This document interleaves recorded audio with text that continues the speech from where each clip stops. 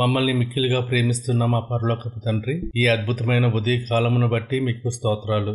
మా జీవితంలో మరొక నూతన దినాన్ని చూడటానికి మీరు మాకు ఇచ్చిన ఆయుష్ను బట్టి వందనాలు.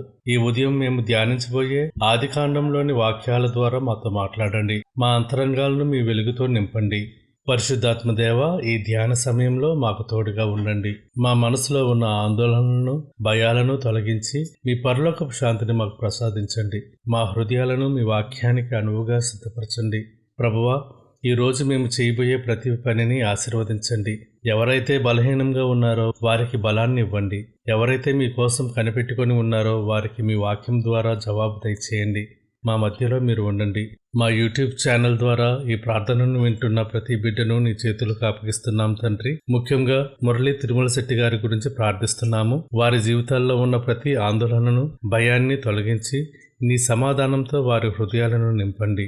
ఏదైనా అనారోగ్యం, ఆర్థిక ఇబ్బందులు లేదా మానసిక ఒత్తిడిలో ఉన్న వారికి నీవే తోడుగా ఉండి వారి అవసరాలు తీర్చండి. నీ ప్రార్థనలో ఏకీభవిస్తున్న ప్రతి ఒక్కరి ఆశలను, ప్రార్థనా విన్నపాలను నీ చిత్త ప్రకారం నెరవేర్చి వారిని దీవించండి. నీ కుమారుడును మా ప్రభువైన యేసుక్రీస్తు ద్వారా వేడుకొంచున్నాము తండ్రి. ఆమేన్. ఏదెను తోట అనేది దేవుని పరిపూర్ణమైన పాలన ఉన్న ప్రదేశం. ఇది కేవలం ఉద్యానవనం మాత్రమే కాదు, దేవుడు మనిషితో సహవాసం చేసే ఒక పవిత్ర స్థలం. ఇక్కడ పేర్కొన్న నదులు మనిషికి దేవుడు ఇచ్చే జీవజలానికి మరియు సమృద్ధికి నిదర్శనం. మనిషికి ఇవ్వబడిన ఈ తోటలో దేవుడు ఒక బాధ్యతను కూడా ఉంచారు. అదే మన జీవితాలకు కూడా వర్తిస్తుంది. ఆదికాండము 2వ అధ్యాయము 9వ వచనం. మరియు దేవుడైన యెహోవా చూపునకు రమ్యమైనదియు ఆహారమునకు మంచిదియునైన ప్రతి వృక్షమును, ఆ తోట మధ్యను జీవవృక్షమును, మంచి చెడ్డల తెలివినిచ్చు వృక్షమును నేల నుండి మొలిపించెను.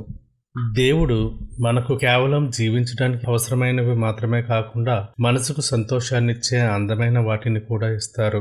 మీరు ఉద్యోగంలో ఒత్తిడిలో ఉన్నప్పుడు లేదా ఆర్థిక ఇబ్బందుల్లో ఉన్నప్పుడు అంతా అంధకారం అనిపించవచ్చు. కానీ దేవుడు మీ జీవితంలో కూడా ఒక అవసరమైన ఆశీర్వాదాలను, తృప్తిని సిద్ధం చేస్తున్నారు.